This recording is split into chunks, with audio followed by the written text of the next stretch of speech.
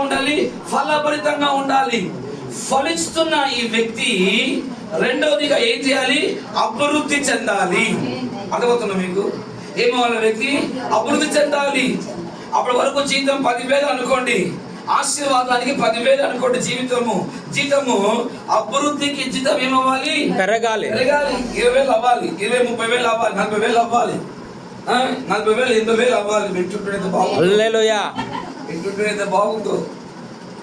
చేస్తాడు దేవుడు మీ జీవితం. ఆమేన్, హల్లెలూయా, ప్రైజ్ గాడ్. ఇప్పుడు అభివృద్ధి చెందిన ఈ వ్యక్తి మూడోదిగా ఏమవ్వాలి? విస్తరించాలి. హల్లెలూయా, గ్రహించాలి, మాటను గ్రహించాలి. మూడోదిగా ఏమవ్వాలి? విస్తరించాలి. 3 విషయాలు జరగాలండి. ఫలించాలి, అభివృద్ధి పొందాలి, విస్తరించాలి. చాలా ఈజీగా అర్థం చేస్తుంది మాటని. హల్లెలూయా, ఆమేన్. అలాంటి వ్యక్తి ఏమైనట్లుగా? ఆశీర్వదించుగా.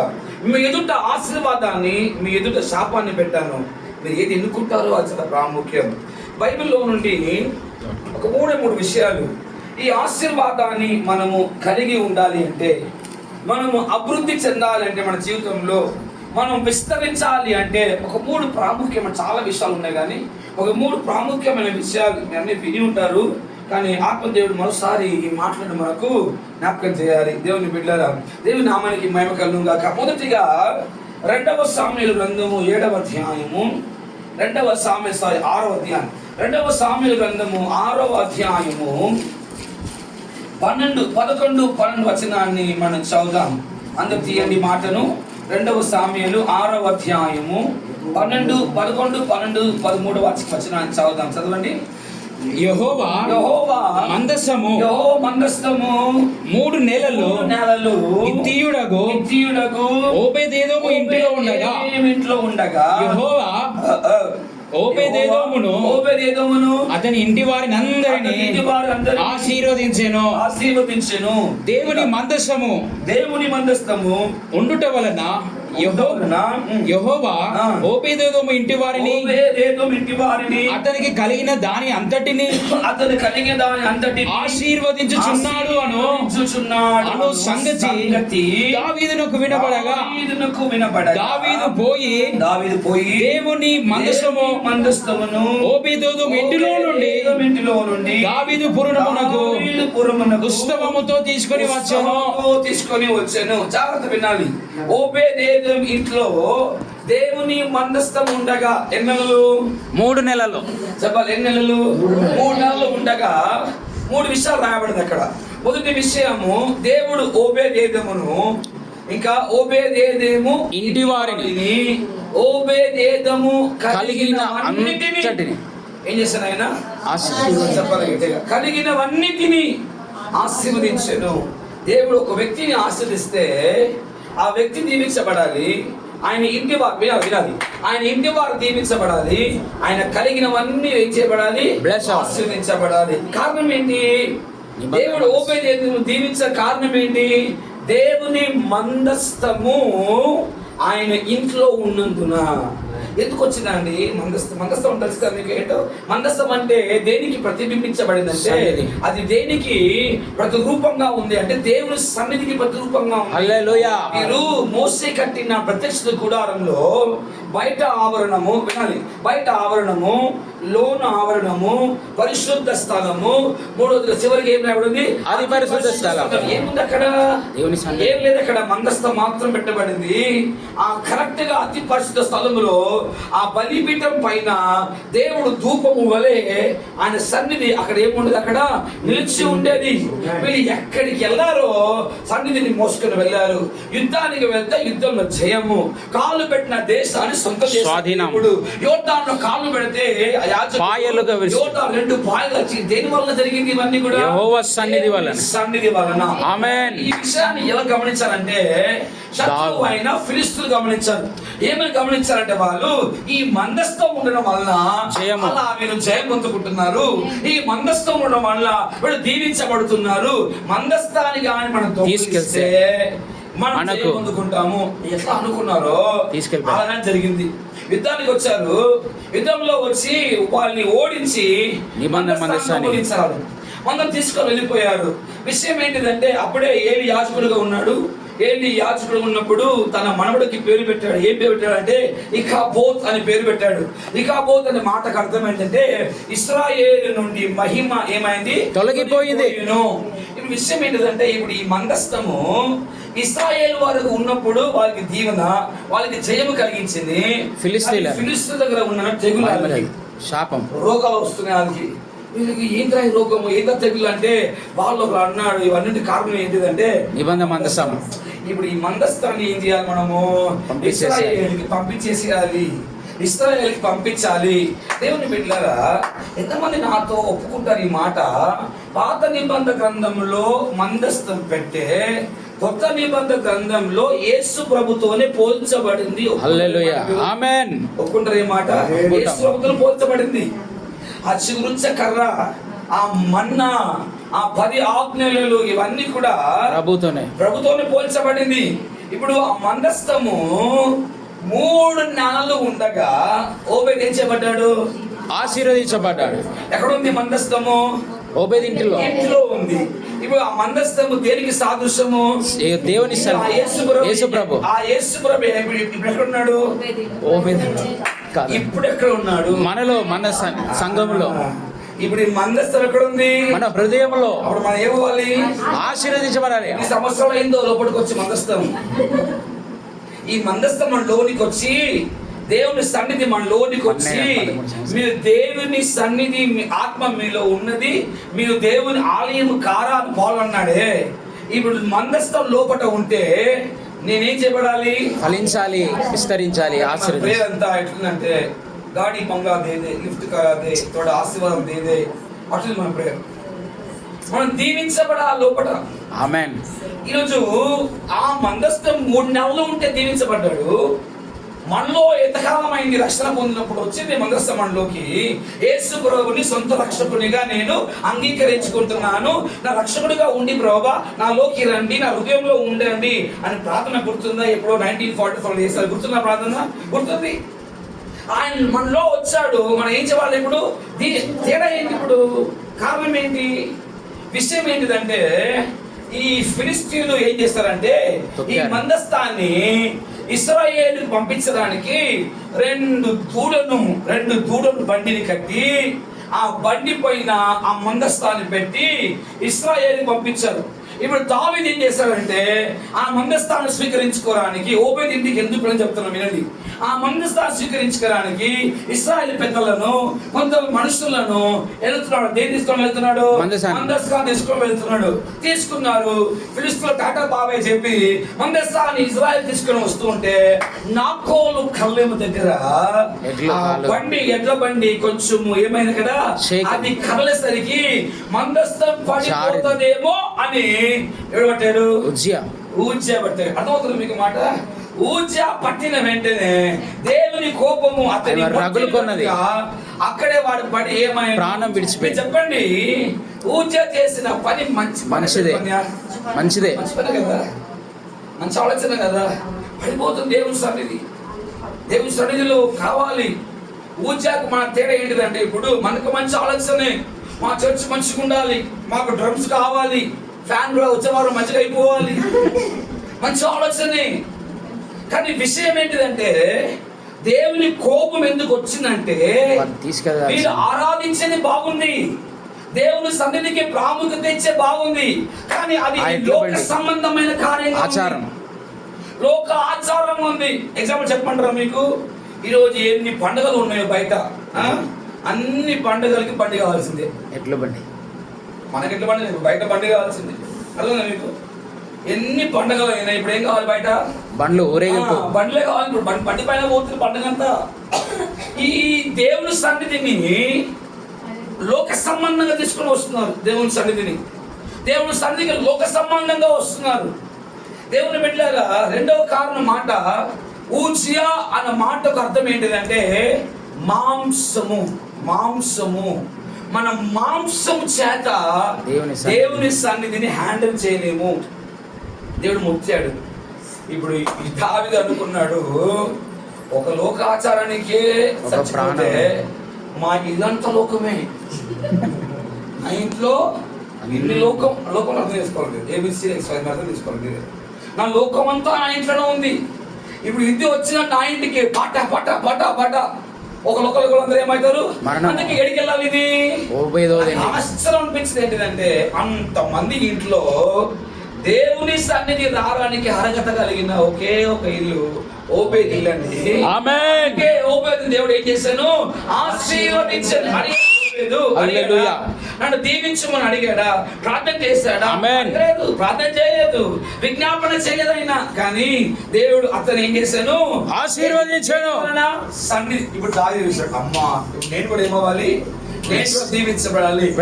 సిస్టమ్ ని మార్చాడు దావీదు. హల్లెలూయా. దావీదు సిస్టమ్ ని మార్చి ఇప్పుడు ఏమంటున్నాడంటే, అరే మనం చేయాల్సిన పని ఏంటిదంటే, లోక ఆచారంగా వచ్చింది దేవుని సన్నిధి, ఇప్పుడు ఆత్మీయ ఆచారంగా మనము ఆత్మీయ అలవాటు తీసుకొని వెళ్ళాలి. కాబట్టి యాజకుడు రండి. ఎవరు రావాలి? యాజకులు. అంతస్థానం ఎవరు మోయాలి? యాజకులు. ముందు యాజకుడు రండి. రెండోది ఎవరు రండి అంటే పాటలు పాడేవాళ్ళు రండి. మూడోది ఎవరు రావాలంటే వాయిద్యాలు వాయించే వాళ్ళు రండి. నాలుగోది ఎవరు రావాలంటే ధూపాలు వేసేవారు రావాలి. ధూపాలు వేసేవారు రావాలి. ఆరోదిగా ఎవరు రావాలంటే బలిచ్చే వాళ్ళు రావాలి. ఎవరు రావాలి? బలిచ్చే. కింద మాట చూడండి, ఆ వాక్యం చదవము. 14 వాక్యం చదవండి, సారీ 13 వాక్యం చదవండి. ఎట్లనగా యెహోవా మందసము మోయువారు ఆరేసి అడుగులు సాగగా ఎద్దు ఒకటి క్రొవ్విన దూడ ఒకటి వధింపబడెను. ఏం చేయబడాలంట? గమనించి ఏం చేయబడాలి? ఒక ఎద్దుయు క్రొవ్విన దూడయు ఏం చేయబడాలి? వధించబడాలి. ఎక్కడ నుండి రావాలి మందస్తము? ఓబేద్ ఇంటి నుంచి. ఎక్కడ మందస్తము? ఓబేద్ ఇంటి నుండి దావీదు ఇంటి వెళ్ళే వరకు ప్రతి 7వ అడుగుకి ఏమి ఇవ్వాలి? ఒక బలి. ఇప్పుడు ఊహించండి, ఇక్కడ ఇది నా ఆర్డర్ రాంగ్ కావచ్చేమో, అటు ఇటు ఉండవచ్చు కదా, కానీ మీకు అర్థమయ్యేలా చెప్తున్నాను. ఇక్కడ ఒక బలి ఇస్తున్నారు. ఒక దూడను, ఒక క్రొవ్విన ఏంటి? క్రొవ్విన ఎద్దును క్రొవ్విన దూడను బలించే వాళ్ళు ఉన్నారు. ఇక్కడ వారి వెనకాల ఉన్నారంటే పాటలు పాడేవాళ్ళు, ఆరాధికులు ఉన్నారు. వారి వెనకాల ఉన్నారంటే వాయిద్యాలు, కంచెరాలు, బూరలు, ఆర్బాటలు, దేవుని బిడ్డల సితారాతో ప్రభుని ఆరాధించే వాళ్ళు ఉన్నారు. వారి వెనకాల ఎవరు ఉన్నారంటే ధూపం వేసే యాజకులు ఉన్నారు. వెనకాల ఎవరున్నారంటే యాజకులు. వీళ్ళు అడుగులు వేసి ముందుకెళ్తుంటే అక్కడ వాళ్ళు బలిస్తే ఓబేదెదోము ఇంటి నుండి దావీదుపురం వరకు ఆ నేల అంతా కూడా రక్తంతో నిండి ఉంటే పాటలు పాడే వాళ్ళ పాదాలు ఆడుతుంది, వాయిద్యాలు వాయించే వాళ్ళు ఆడుతుంది, ధూపాలు వేసే వాళ్ళు కాళ్ళు రక్తంలో నానుతుంది, సన్నిధిని మోసే వాళ్ళు కాళ్ళు రక్తంలో నానగా దేవుని సన్నిధి అంటాడు. ఈ సన్నిధి ముందు నేను రాజుగా ఉండలేను, ఈ సన్నిధి ముందు నా తలపై నా కిరీటం ఉండలేదు. అన్ని విప్పివేసి నాట్యం ఆడి నేను అనుకుంటున్నాను, దావీదు ఇంటికి వెళ్ళి ఎవరెవరికి ప్రార్థన చేసి దీవించాడో వారందరూ దీవించబడి ఉంటారు. నేను మోసే గుడారాన్ని కట్టను. దేని కట్టానంటే దావీదు గుడారము. ఎందుకు కట్టబడుతుందంటే దావీదు పురంలో ఉన్న లోకం బయటికి వెళ్ళి దేవుని సన్నిధి ఒక మందిరంలో దీవించబడాలి అంటే, మందిరంలో మనం ఆశ్రయించబడాలి అంటే దేవుని సన్నిధిలో ఉండే వాయిద్యాలు వాయించేవాళ్ళు, దేవుని సన్నిధిలో ఉండే పాటలు పాడేవాళ్ళు, దేవుని మందిరంలో ధూపాలంటే ప్రార్థన వీరులు, మందస్థాన్ని మోసే యాజకులు అందరూ వాళ్ళ పాదాలు దేని తడబడాలి? రక్తంలో తడపబడాలి. దేవుని వీళ్ళ మరో మాట చెప్తాను, మందస్థాన్ని మోయడానికి కాదు కావాల్సిన ఎద్దు మందస్థాన్ని మోయడానికి కాదు, ఎద్దు మందస్థాన్ని ముందు బలి. ఎద్దు మాంసానికి సాదృశ్యం. మాంసముతో మోయలేము దేవుని సన్నిధిని. ఈ మాంసాన్ని దేవుని సన్నిధి ముందు ఏం చేయాలి? బలి ఇవ్వాలి.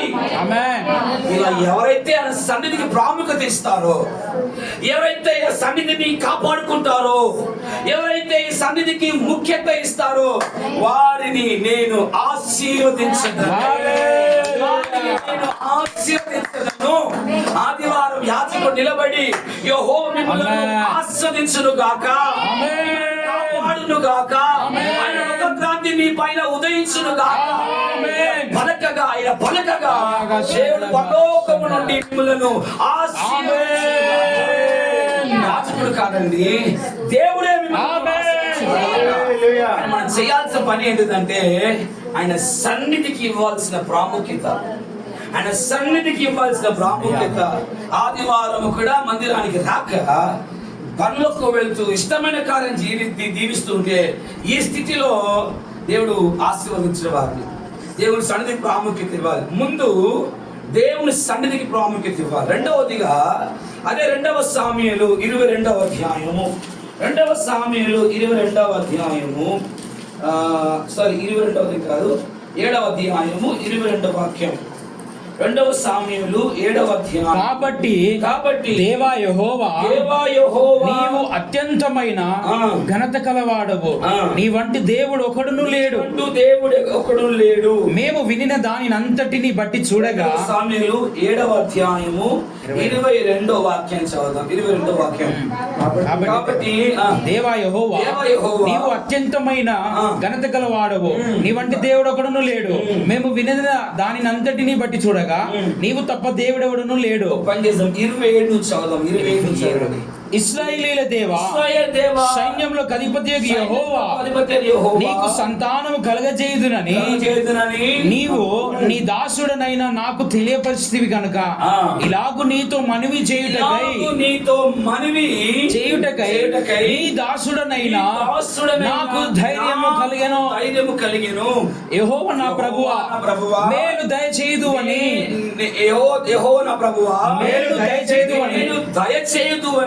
నీవు నీ దాసుడనైనా నాకు సెలవిచ్చున్నావే. నీవు దేవుడవు గనుక నీ మాట సత్యము. దయచేసి ఈ మాట దయచేసి నీ దాసుడనైనా నా కుటుంబము నిత్యము నీ సన్నిధిని ఉండునట్లుగా దానిని ఆశీర్వదించుము. కుటుంబాన్ని ఏం చేయము? ఆశీర్వదించుము. యెహోవా నా ప్రభువా. 29 వాక్యాలు రాయబడింది. దయచేసి ఏమంట రాయబడింది అక్కడ? దయచేసి. ఇంగ్లీష్ లో ఆ మాటలు ఏంటంటే దయచేసి అనే మాట ఇంగ్లీష్ లో ఏమిచ్చారు చూడండి. మాట ఏం రాబడింది?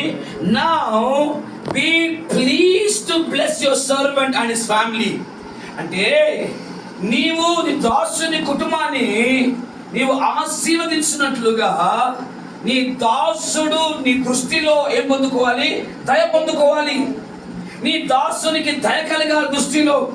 రెండవదిగా దీవించబడాలి అంటే, ఆశీర్వదించబడాలి అంటే we have to lead a life of pleasing to God. దేవునికి ఇష్టలుగా మనం జీవించాలి. మొదటిగా presence of God, రెండవదిగా pleasing to God. ఇంగ్లీష్ లో మాట్లాడబడింది, now be pleased to bless your servant and his family. నీ దాసుని దీవించబడినట్లుగా దయచేయము ప్రభువా. రెండవదిగా దేవుని బిడ్డలారా, ప్రభువు మనల్ని దీవించాలి అంటే, ఆశీర్వదించబడాలి అంటే దేవునికి ఇష్టలుగా మనం జీవించాలి. We have to live a life which is pleasing to God. ఆయనకి ఇష్టలుగా మనం జీవించాలి. బైబిల్లో దేవుడు మాట వినుట యందు బలుల కంటే మాట వినుట శ్రేష్టమని దాని యందు ఏం చేస్తున్నాడు? ఆనందించుచున్నాడు మాట్లాడబడింది. మాట వినాలి, దేవునికి ఇష్టలుగా జీవించాలి. అబ్రహామును దేవుడు ఏం చేశాను? ఆశీర్వదించాను మాట్లాడు. 2 విషయాలు. అబ్రహాము 2 విషయాలు. 22వ అధ్యాయం తీసి చదువుదాం. 22వ అధ్యాయం దేవుడు అబ్రహాముని ఏమేమన్నాడు? 10 అన్నాడు. ఇప్పుడు దేవుడు అబ్రహాం దీవించాలని కారణం ఏంటి? చూడాలి. 22వ అధ్యాయము దేవుడు అబ్రహాము దీవించాలని కారణం ఏంటి?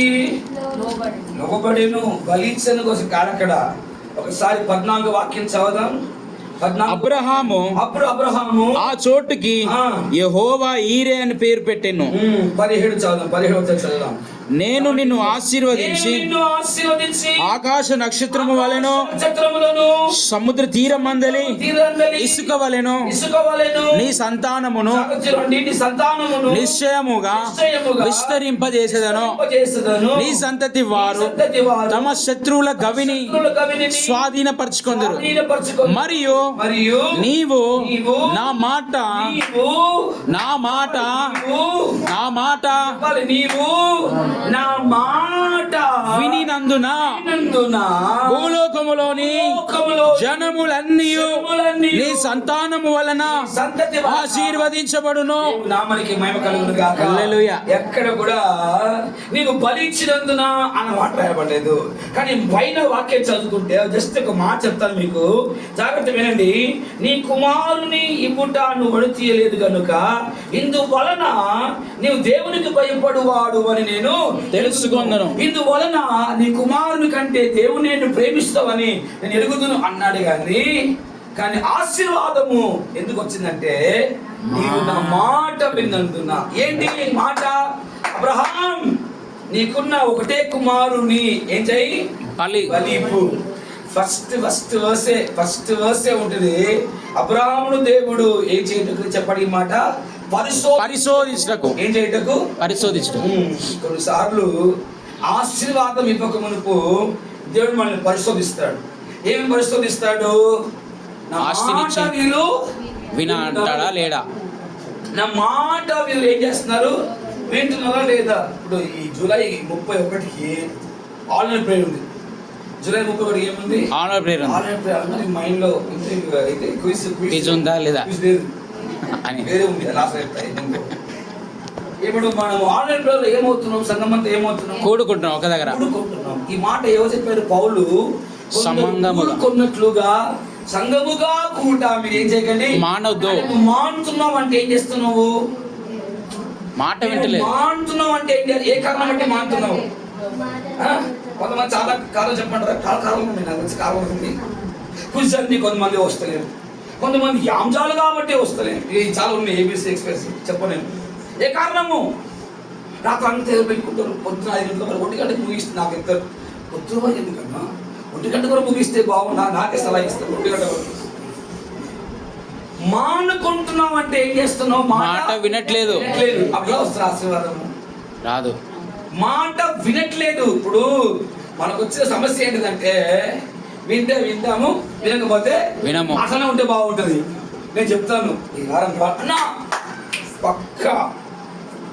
పక్క వస్తాము. వాళ్ళ గుర్తుపోతారు, వాళ్ళకే ఫోన్ కొడతాను నేను వస్తారా లేదా అని.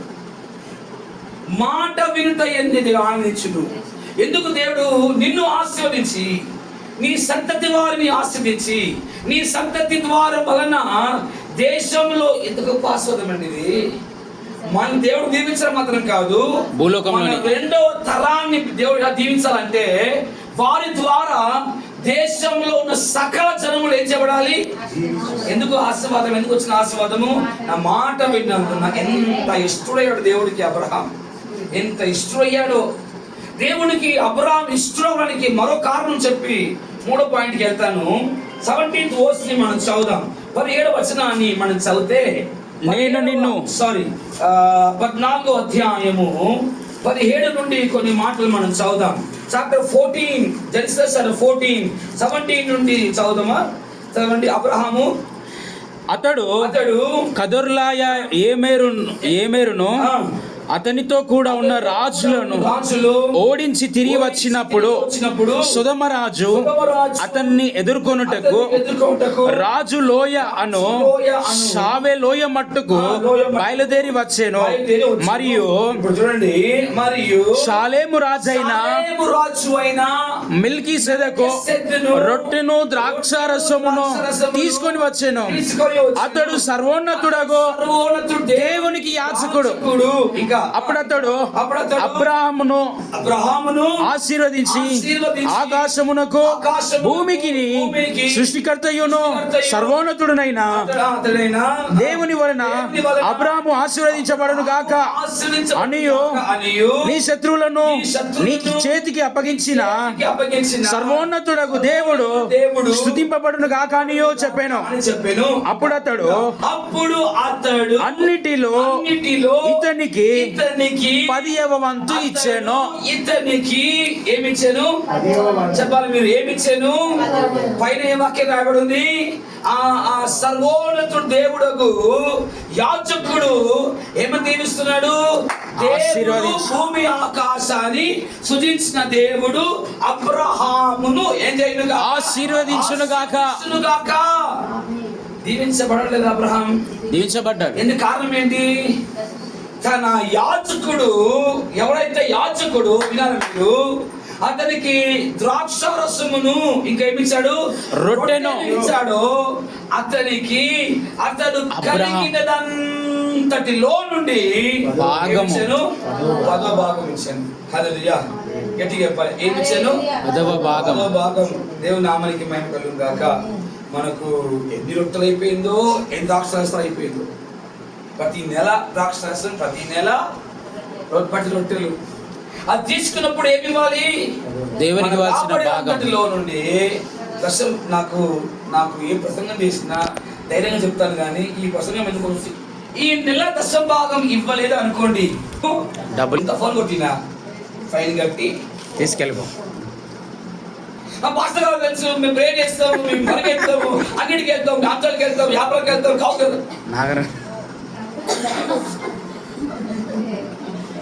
చూసారా ఎడపోగొట్టు మాసి వాళ్ళని. ఇప్పుడు మనకి ఇచ్చేయాలని కావాలన్న ఉద్దేశము. పోయిన వారు ఏం పాయింట్ ఏంటంటే, మనము దేవుని రాజ్యంలో ఏం చేయాలి? మనము విత్తబడాలి. కంటిన్యూగా మనతో మాట్లాడుతున్నాడు, అది మిస్ కాకూడదండి, అది ఇవ్వాలి. కొంతమంది బోధకులు నాకు చెప్తారు, కొత్త నిబంధనలో దశభాగం లేదు కదా, దశభాగం దేవుడు ఏమని చెప్పలేదు కదా. కరెక్టే. పాత నిబంధనలో 10%, అంతకు మించి మీరు దీవించబడాలి. మాట వినాలి. రొట్టెను ద్రాక్షరసము ఎవరికి? ఇప్పుడు దేవుడు చూడండి, 4 దేశపు రాజులు వేశారు. 14వ అధ్యాయంలో 4 దేశపు రాజు వాళ్ళు నలుగురు ప్లాన్ చేసుకొని, మన నలుగురు కానీ కలిస్తే ఏ దేశం పైకి వెళ్ళినా మనం మనము విజయం పొందుకోవచ్చు. అలా చేసుకుంటూ వచ్చారు. 4వ అధ్యాయం 14వ అధ్యాయం మొత్తం యుద్ధాలే చేసుకుంటూ వచ్చారు. కానీ పొరపాటు ఏం చేశారంటే లోతు పట్టుకుంటున్నారు. వాళ్ళకి తెలియదు లోతు బంధుడైన అబ్రాహాము ఉన్నాడు. ఆయన నీతిమంతుడు, దేవునికి వాడు దీవించబడిన వాడు. ఆయన దగ్గర పెట్టుకుంటే ఉన్నంత పోతారు మన తలకి. అన్ని యుద్ధాలు గెలిచిన ఈ రాజులు అబ్రాహాం చేతిలో ఓడిపోయారు. హల్లెలూయా. ఇక అబ్రాహాం దీవించబడిన తర్వాత, ఇది రోషంగా ఉండాలండి, మాటకు రోషంగా ఉండాలి. అబ్రాహాం దీవించబడిన తర్వాత సొదొమ రాజు వచ్చి అంటున్నాడు, యుద్ధంలో మేము ఎన్ని కొడు సొమ్ములు కలిచామో, ఎన్ని సొమ్ములు మేము సంపాదించుకున్నామో అవన్నీ నీకు ఇస్తాం అబ్రాహాము. నువ్వేం చెయ్యంటే ఆ మనుషులు మాకు ఇచ్చే అంటున్నారు. ఆ మనుషులు, లోతు మనుషులు మాకు ఇస్తే అబ్రాహాం ఏమన్నా తెలుసా? నాకు ఆ వనరులు ఏం వద్దు. ఎందుకు వద్దు అంటున్నానంటే, ఎవడైనా ఎక్కడైనా అబ్రాహాము నేనే గొప్ప చేశాను, దీవించబడ్డాడు, ఏం రాకూడదు, పేరు రాకూడదు. ఒకవేళ పేరు వస్తే ఏం పేరు తెలుసా? దేవుడే, దేవుని వల్ల దీవించబడిన వాడు. హల్లెలూయా. ఇది రోషంకి వెళ్ళిన క్రైస్తవులు ఉంటారు. నన్ను ఎవరు దీవించాడు? దేవుడే దీవించాడు. God bless me. ఎంత ఇష్టడు అయిపోయాడు అబ్రహాం, ఎంత ఇష్టడు అయిపోయాడు. ఇప్పుడు నీ జీతం ఏంటి, నీ ఉద్యోగం ఏంటి, నీ పని ఏంటి, ఆయన సంబంధం లేదు, ఆయనకి సంబంధం లేదు. దేవుడు యోసేపుకు తోడే ఉన్నందున 39వ అధ్యాయంలో యోసేపు చేసేదంతయు సఫలమైంది. ఎవరు సరిది? ఈ సాక్షి చెప్పింది ఎవరు? సంఘబద్ధంగా సాక్షి చెప్పింది. ఈ సాక్ష్యం చెప్పింది భార్య కాదు. ఈ సాక్ష్యం చెప్పింది అన్య దేశంలో ఉన్న ఎవరి ఇంట్లో పని చేస్తున్నాడో ఆ యజమానుడు చెప్తున్నాడు, దేవునికి తోడే ఉన్నందున. ఇది ఆశీర్వాదం. ఎవరంటే ఆయన ఎట్లా పని చేస్తున్నాడు? దాసుడిగా. వెళ్లి కాసులో కొనబడిన దాసుడు. ఒక దాసుడు అండి ఆయన. ఇప్పుడు జీతగాళ్ళకి దాసులకు తేడా ఏంటి తెలుసా మీకు?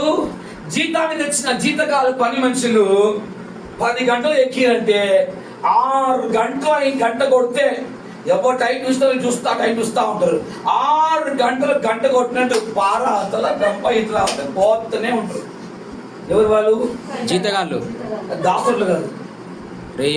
దాసులకు పనిచేస్తే రైతు పనులు పనిచేస్తే ఈ అరబ్ దేశాల్లో దాసులు వెళ్తారు పనిచేయడానికి, ఇంట్లో పనిచేయడానికి వెళ్తారు.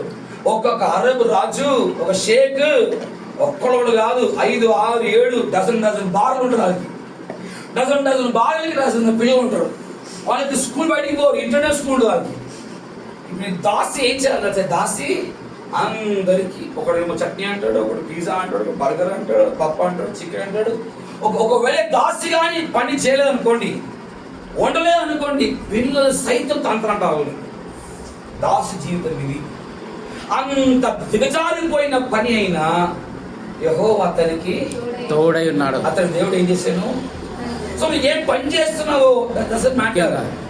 నీకు ఎవరు ఉండాలి? దేవుడు ఉండాలి, సన్నిధి ఉండాలి. నువ్వు ఆయనకు ఇష్టడుగా ఉండాలి, ఆయనకి ఇష్టరాలై ఉండాలి. రెండు చెప్పాను మీకు, దేవుని సన్నిధి, దేవునిగా ఏంటి, దేవునిగా మాటమే, దేవునికి ఇష్టకరంగా ప్లీజింగ్ గా ఉండాలి. Presence of God and pleasing. Third point, అదే ఆదికాండము. చాలా సార్లు మనం ఈ వాక్యం విన్నాం, కానీ దేవుడు మరో కోణంలో ఈ మాట ఇచ్చాడు. 39వ అధ్యాయము తీయాలి. ఆదికాండము 32వ అధ్యాయము 32వ అధ్యాయము 7 నుండి మీరు అందరూ 7 నుండి 13 వరకు ఒకరు చదువుతుంటే అందరు బైబిల్ చూడండి, చదువు. 7 నుండి 13 మీ బైబిల్ చూడండి. 32వ అధ్యాయం 7 నుండి 13 చదువు. యాకోబు మిక్కిలి భయపడి తొందరపడి ఏశావు ఒక గుంపు మీదికి వచ్చి దాని హతము చేసిన ఎడల మిగిలిన గుంపు తప్పించుకొని పోవును అనుకొని తనతో ఉన్న జనులను, మందలను, పశువులను, ఒంటెలను 2 గుంపులుగా విభాగించెను. అప్పుడు యాకోబు నా తండ్రి అయిన అబ్రహాము దేవా, నా తండ్రి అయిన ఇస్సాకు దేవా, నీ దేశమునకు నీ బంధువుల యొద్దకు తిరిగి వెళ్ళుము, నీకు మేలు చేసేదను అని నాతో చెప్పిన యెహోవా నీవు నీ సేవకునికి చేసిన సమస్తమైన ఉపకారములకును సమస్త సత్యమునకు అపాత్రుడను. ఎట్లనగా నా చేతి కర్రతో మాత్రమే ఈ యోర్దాను దాటి తిని, ఇప్పుడు నేను 2 గుంపులైతిని. నా సహోదరుడైన ఏశావు చేతి నుండి దయచేసి నన్ను తప్పించు. అతడు వచ్చి పిల్లలతో తల్లిని నన్ను చంపునేమో అని అతనికి భయపడుచున్నాను. నేను నీకు తోడై నిశ్చయముగా మేలు చేయొచ్చు. విస్తారమగుట వలన లెక్కింపలేని సముద్రపు ఇసుక వలె నీ సంతానము విస్తరింపజేయుదునని సెలవిచ్చితివే అనెను. అతడు అక్కడ, ఇప్పుడు చాలా ప్రాముఖ్యమైనది, అతడు అక్కడ ఆ రాత్రి గడిపి తాను సంపాదించిన దానిలో తన అన్న అయిన ఏశావు కొరకు ఒక కానుకను అనగా 200 కానుకలు ఎలా ఇవ్వాలని ఏం చేస్తున్నాడు, ఆలోచిస్తున్నాడు. ఇప్పుడు మీరు నా ప్రశ్నకి ఆన్సర్ ఇవ్వాలి. 7వ వాక్యము నుండి 12వ వాక్యం వరకు యాకోబు ఏం చేశాడండి? ఏం చేస్తాడు? మాట్లాడాలి అంటే ఏం చేస్తున్నాడు? గుర్తు చేస్తున్నాడు అన్ని. ఇంకేం చేస్తున్నాడు? ప్రార్థన చేస్తున్నాడు. 2 గుంపులుగా విభాగించాడు. అవన్నీ ఒక మాట కలితే ఏం చేస్తున్నాడు? ప్రార్థన చేస్తున్నాడు. ఏం చేస్తున్నాడు యాకోబు? ప్రార్థన చేస్తున్నాడు. చెప్పండి, ఏం చేస్తున్నాడు? ఇంత పొడగాటి ప్రార్థన. పాత్రను కాను ప్రభువా, నేను నీ సత్యానికి నీ మేలుకు ఏం కాను? తగ్గింపు ప్రార్థన. నేను వెళ్తున్నప్పుడు నన్ను మరల రప్పిస్తావని, ఇసుక రేవు వల్లే నా సంతానం దీవిస్తావని, నేను ఒంట చేతితో వెళ్ళాను, నేను 2 కుటుంబంగా తిరిగి వస్తున్నాను, నాతో ఉంటావని, నా పితరుల ఇంటికి రమ్మని నువ్వు చెప్పితివే. దేవుడు చెప్పిన మాటనే మరలా ఏం చేస్తే దేవుడికి జ్ఞాపకం చేస్తూ ప్రార్థన. ఇన్ని ప్రేయర్ అయిన తర్వాత ఎక్కడైనా దేవుడు యాకోబును దీవించను అని మాట ఉంది అక్కడ? లేదు. ఇదే యాకోబు 32వ అధ్యాయము చివరి భాగంలో 22 నుండి చదువుదాం. 22 నుండి చదువుదాం. ఆ రాత్రి అతడు లేచి తన 2 భార్యలను, తన 2 దాసీలను, తన 11 మంది పిల్లలను తీసుకొని యబ్బోకు రేవు దాటిపోయాను. యాకోబు వారిని తీసుకొని ఆ ఏరు దాటించి తనకు కలిగినదంతయు పంపివేసెను. యాకోబు ఒక్కడు మిగిలిపోయాను. ఒక నరుడు తెల్లవారు వరకు అతనితో పెనుగులాడాను. తాను అతన్ని గెలవకుండుట చూసి తొడగూటి మీద అతనిని కొట్టెను. అప్పుడు అతడు ఆయనతో పెనుగులాడుట వలన యాకోబు తోడ గూడు వసిలేను. ఆయన తెల్లవారుచున్నది కనుక నన్ను పోనిమనగా అతడు నీవు నన్ను ఆశీర్వదించితేనే గాని నిన్ను పోనీయనను. ఆయన నీ పేరు ఏమని అడగగా అతడు యాకోబు అని పేరు చెప్పాను. అప్పుడు ఆయన నీవు దేవునితోనూ మనుషులతోనూ పోరాడి గెలిచితివి కనుక ఇక మీదట నీ పేరు ఇశ్రాయేలే గాని యాకోబు అనబడదని చెప్పాను. అప్పుడు యాకోబు నీ పేరు దయచేసి తెలుపుమనెను. అందుకు ఆయన నీవు ఎందు నిమిత్తం నా పేరు అడిగితివని చెప్పి అక్కడ అతన్ని ఆశీర్వదించాను. ఆశీర్వదించాను.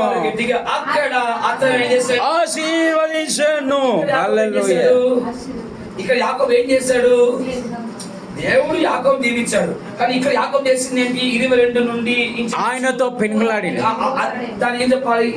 అదేంటిది? ప్రార్థన. ఆ ప్రార్థన దేవుడు దీవించలేదు. ఈ ప్రార్థనలో దేవుడు యాకోబును ఏం చేశాడు? తేడా ఏంటి? ప్రేయర్ ప్రాబ్లం ఉందా? నో. ఏంటి ప్రాబ్లం అంటే ఒక్కడుగా 9వ వచనంలో నుండి 13 వరకు చదివిన వాక్యంలో చేసిన ప్రార్థన ఏంటిదంటే గుంపులుగా అవసరానికి చేసిన ప్రార్థన.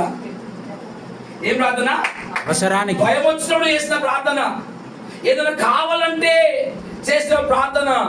కానీ ఈ ప్రార్థన ఆ ప్రార్థన కాదు. ఏ ప్రార్థన? అది పెనుగులాడే ప్రార్థన. హల్లెలూయా. మనం దీవించబడాలి అంటే అవసరానికి ప్రార్థన చేస్తే దేవుడు ఏం చేయడు? ఎంత ప్రేయరో యాకోబుకి, ఎన్ని ప్రేయర్లు చేశాడు. ఒంటరిగా వెళ్ళాను, 2 పరివారంలో తిరిగి వస్తున్నాను. చివరిలో అంటాడు 12వ వచనంలో, నీవు అంటివే. ఏమంటివి? విస్తరిస్తా అన్నావే, సమృద్ధిగా దీవిస్తా అన్నావే. మీరు చెప్పండి, ఈ మాట దేవుడు యాకోబుకి ఎప్పుడు చెప్పాడు? అంటివి అన్నాడు. ఎప్పుడు చెప్పాడు? చెప్పండి. దేవుడు ఎప్పుడు చెప్పాడు? నీ మార్గంలో తోడుగా ఉండి నిన్ను కాపాడి. ఎప్పుడు చెప్పాడు? వెళ్తున్నప్పుడు ఇంటికి వెళ్ళి తిరిగి ఇప్పుడు రావడానికి, ఈ ప్రేయర్ చేయడానికి ఎన్ని సంవత్సరాలు పట్టింది యాకోబుకి? 21 సంవత్సరాలు ఒక్కసారి కూడా గుర్తు చేసుకోలే యాకోబు ఈ మాట. మీకు ఒక్కసారి గుర్తేలే అంటావుగా, ఒక్కసారి చేసావుగా ప్రభా చెప్పలేదు. ఒక్కసారి కూడా. ఇంక డైలాగ్ చూడండి, ఇవన్నీ పొందుకోవడానికి నేను పాత్రను కాను. ఏం ప్రార్థన? నేను ఏమై ఉన్నాను? నీ ఏమో అవసరాలు చేసే ప్రార్థన దేవుడు ఏం చేయడు? ఆలకించు. మీ మైండ్ వచ్చేసి ఉంటుంది. ఇప్పుడు నుండి చూడు ఏం చేస్తాం మేము? పెనుగులాడే ప్రార్థన. కానీ మీకు తెలియదు, పెనుగులాడే ప్రార్థనలో 3 విషయాలు పెనవేయబడి ఉంది. డైరెక్ట్ బాగుంది. 3 విషయాలు ఏం పడింది? 3 విషయాలు. పెనుగులాడు ప్రార్థన ఈజీ అనుకుంటారు ఏమో. ఒకవేళ పెనుగులాడు ప్రార్థన చేయాలి అంటే యాకోబు ఏ రేవు దాటేను? యబ్బోకు రేవు దాటేను. ఫస్ట్ మాట యబ్బోకు అన్న మాటకు అర్థం ఏంటిదంటే ఖాళీ అవుట. emptying yourself, pouring out yourself. వాడు చూడండి, జ్ఞానవంతుడు యాకోబు. ముందు 2 భార్యలు పంపించాడు, దాంతో 2 దాసులు పంపించాడు, దాంతో 11 మంది కుమారులు పంపించాడు. లాస్ట్ కి పంపించేది ఏం తెలుసా? వాడు వినాలి, తను కలిగినది అంతటా ఏం చేశాడు? అసలు ముందు ఏం పంపించాలి? పిల్లలు భార్య పెట్టుకు కలిగి పంపించాలి. అది పోతే ఏమనుకోవడం తెలియదు, కష్టార్జితం కదా. కానీ యబ్బోకు రేవు దాటాలి అంటే కలిగిన అన్ని నాకు అనిపించింది, ప్రభు నాకేముంది అన్ని రావాలంటే దేవుడు అన్నాడు, ఎబ్బుగురు దాటినప్పుడు కలిగినవన్నీ అలా పెట్టి లోనికి ఏం చేయాలి? ఎందుకంటే లోనికి తీసుకుపోయినాం అనుకోండి, ఏదైనా పాట విందామని అలా పోయినాం అనుకోండి, అంతే అది మా దగ్గరకో తీసుకెళ్ళి తీరా 30 నిమిషాల తర్వాత ఎబ్బుగురు దాటావు కానీ ఏమిటి నువ్వు ఏమి చూడట్లేదు, ఇలా ఉంటే దేవుడు తీసుకురంటారా? కలిగినవన్నీ విడిచి రావాలి అంటే అన్న చెప్పిండు, భార్య వదిలేమన్నాడు, భర్త వదిలేమన్నాడు. నా భర్త భార్య నీళ్ళు పంపించేసి, అత్తగారిని పంపించేసి, పిల్లల్ని టూర్ పంపించి నేను ఒంటరిగా, అది కాదు చెప్పింది, అది కాదండి అన్నమాట. ఒక రాత్రి గడిపేయాలి దేవునితోటి అని పక్కన పెట్టి. ఎన్ని రోజులు అయి ఉంటే చెప్ప, రోజులు కాదు సారీ, ఎన్ని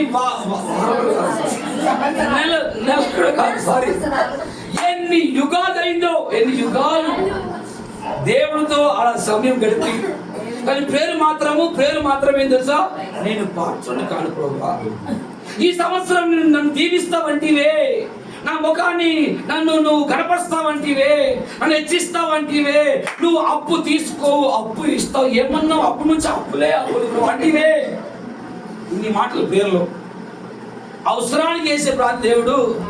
ఇంకా మాట తెలుసా మీకు, ఆడ ప్రేయర్ చేసి ఆ రాత్రి అక్కడే గడిపి, ఎవరు యాకోబు 11వ వాక్యంలో ఏం చేస్తున్నారు? ప్రేయర్ అయిన తర్వాత తన కలిగినవన్నిటిలో నుండి అన్నకు ఏ కానుక ఇవ్వాలని ఏం చేస్తున్నాడు?